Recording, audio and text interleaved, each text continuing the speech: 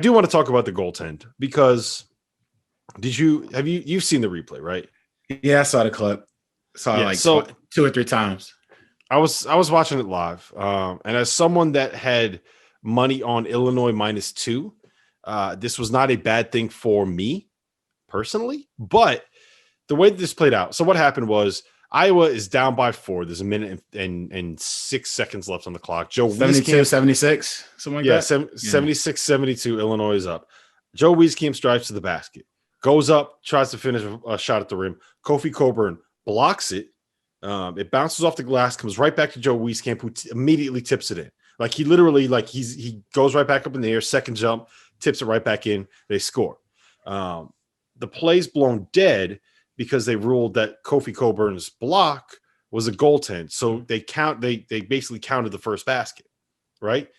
And so, like, in the end, it doesn't really matter because it's like 2 points is 2 points is 2 points. So who cares what happens? But they go back to the monitor, they review it, and they determine that Kofi Coburn's shot was not a goaltend. And in Now they fact, lose it 2 was points. it was a good block. But as soon as you do that, as soon as that whistle blows, right, to call the goaltend, plays dead, plays over. So that tipping from Joe Wieskamp doesn't count, which means that instead of being down 2 with a minute and 6 seconds left and having a chance to get a stop to get the ball back to tie or take the lead, you have to take the ball out of bounds underneath, go up against a set defense and try to score again, and you're down 4 and you get to burn clock, right? Mm-hmm. So I don't know if that necessarily changes the outcome of the game, but it certainly put Iowa in a position where like it's much, much, much more difficult for them to win. Facts. So I understand why he's wrong. The other one that happened was on Saturday night. And this one was even more egregious. And it just, this one pisses me off because it's just like, what the fuck are we doing with this call? So Kamani Lawrence on Arizona State gets a pass in the lane, right? Stanford is up 75-74 at Arizona State. Arizona State, yeah. There's 45 seconds left. Kamani Lawrence, who's on Arizona State, gets the ball on the baseline, goes up for a reverse layup, gets fouled. The ball gets knocked off of the backboard on the opposite side of the backboard and comes directly off, right? Going away from the rim. There's a less than zero chance of this shot ever getting anywhere near the rim, right? Yeah. It's already below the rim level, and it was bounced off like the side of the, not the side of the backboard, but like outside the box. It was outside the box. Like it was on the backboard. I hated that. Yeah. And so what happens was terrible situation. But go ahead. Yeah. So that ball comes off the backboard. Like he gets fouled. He misses the shot. It comes directly straight back off the backboard, straight towards the foul line. And somebody on Stanford, like smacks it out of bounds, hits the ball. No one reacts to it. No one says anything. They go back and they review it, and they determine that it is a goaltend, right?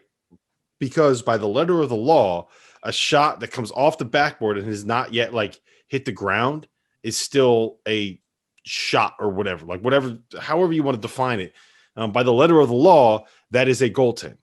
And they gave, instead of sending a 56% foul shooter to the line, down by 1 with 40 seconds left, where he has to hit both to put his team in the lead, they give Arizona State the lead, call it an and 1, and send them to the line for one shot for a chance to go up by 2. Now that one significantly impacted the outcome of that game. I think. I think that Stanford is probably the favorite to win that game because they're most likely they're going to get the ball with the score tied.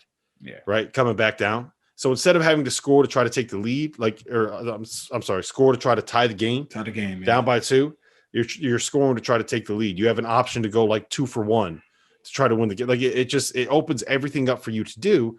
But they didn't get that option because that ball was called a goaltend. Now, the reason why, do you know why we're allowed to go back and review goaltends? To make sure they're goaltends, I would assume. Well, so the reason, but the reason why this rule was put into place was in 2019 in February. There was a play. It was LSU was at Rupp Arena, was at Kentucky.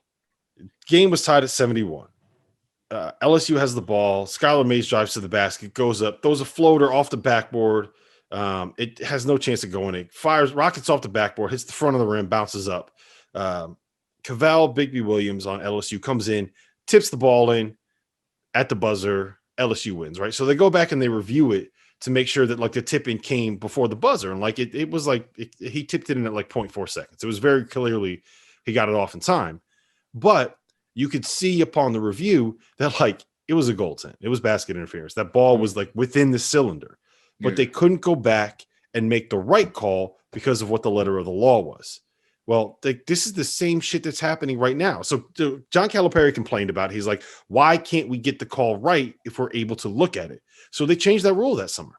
And now we're going back. And because these guys are allowed to go and look at the monitors to make these reviews, we are getting calls wrong because they're able to go back and review it, right? Like the wrong call was made for Iowa, right? They should have had those 2 points, and that ball should have been Illinois. Everybody that knows, that has ever played basketball, has ever watched basketball, has ever coached basketball, has ever been a fan of basketball, knows that that's how it goes, right? Like that's 2 points. I think everybody agrees that that's 2 points. The Arizona State one, like what the fuck are we doing? That is what gets overturned.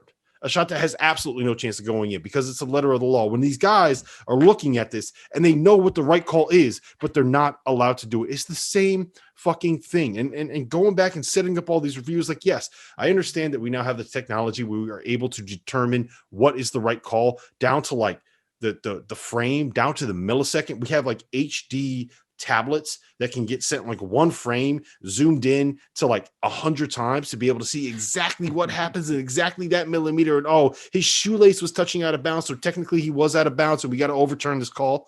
I get it, right? It's great that we have that technology and we can get calls right, but like this is extra. We should not be doing like in a situation where referees are changing the outcomes of games for things that are like every single person that's ever played basketball in the history, in the recorded history of the sport knows that that's the wrong call. It drives me up the wall. I'm fired up. I bet. I see. You had to get that off. You had to get that off your chest. And I had. Woo. That was freeing, bro. Oh, what was it? What line did you have in the Stanford game? Whoa! Did you see that? did you see what that was? You see what that was? That was a weight off my shoulders. Honestly, you look like you got. Hey, you know what? You know what that was? Yeah, that was a dad joke. So look at this. I keep all my dad jokes in a database. Who got you that shirt? Who got you that shirt? I'm the king. I'm the king of dad jokes. That's why.